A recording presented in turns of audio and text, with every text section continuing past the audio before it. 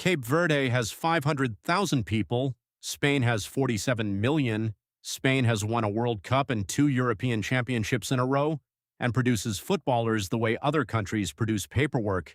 Cape Verde had never played at a World Cup before this one, and yet on a Tuesday evening in Atlanta, Cape Verde held Spain to absolutely nothing, no goals, no win, a blank scoreline against the reigning European champions. And most people watched it and thought, how? And here is exactly how it works. The moment the referee blew the opening whistle, Cape Verde dropped almost every single player behind the ball, formed two tight banks of four across the pitch, and dared Spain to find a way through, which is called a low block. It is exactly what it sounds like. You sit deep, you defend in numbers, you make the space between you and your goal as small and as crowded as possible. You are not playing to win, you are playing to not lose, and that distinction matters more than it sounds.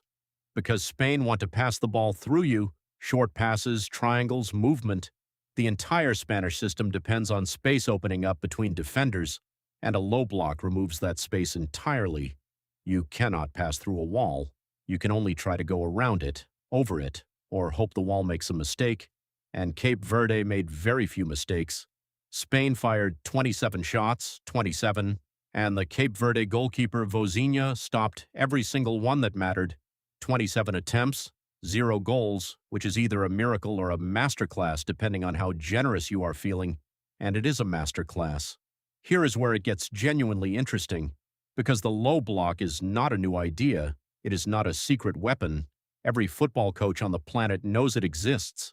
Spain knew Cape Verde were going to do it. Spain prepared for it. Spain had 47 million people and a century of football tradition behind them. And they still could not break it, because knowing a lock exists does not mean you have the key.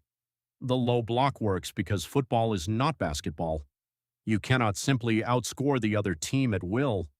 One goalkeeper, one goal, 11 defenders crowded in front of it, and the best attacking team in Europe can run out of ideas before they run out of time, and Spain ran out of ideas first.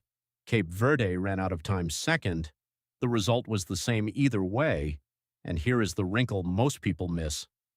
Cape Verde did not just park the bus and hope. They came back in the same group and held Uruguay 2-2, 2 goals scored, real attacking play. A point against Spain was not a fluke, but a plan executed twice in a row by a team that understood exactly what they could and could not do, and that self-awareness is rarer than the tactic itself. Right now, as the knockouts begin, you're going to watch this again. A smaller nation, a deep defensive shape, a goalkeeper having the game of his life. Every upset at this World Cup has followed the same blueprint. Sit deep, stay disciplined, take your one chance if it arrives, and whether the big teams like it or not, the low block is coming for them. It happens anyway. So, Cape Verde dropped 10 players behind the ball, removed all the space Spain needed to function, forced 27 shots without conceding once, then repeated the same trick against a second major nation. The low block is not cowardly, it is not boring. It is a tactical decision made by a team that knows exactly what it is and plays to its strengths with total discipline. 500,000 people, one goalkeeper, 0 goals against. The math is strange, but the logic is perfect. The game has not changed. You're welcome. And subscribe. If you enjoyed this type of content, it means a lot.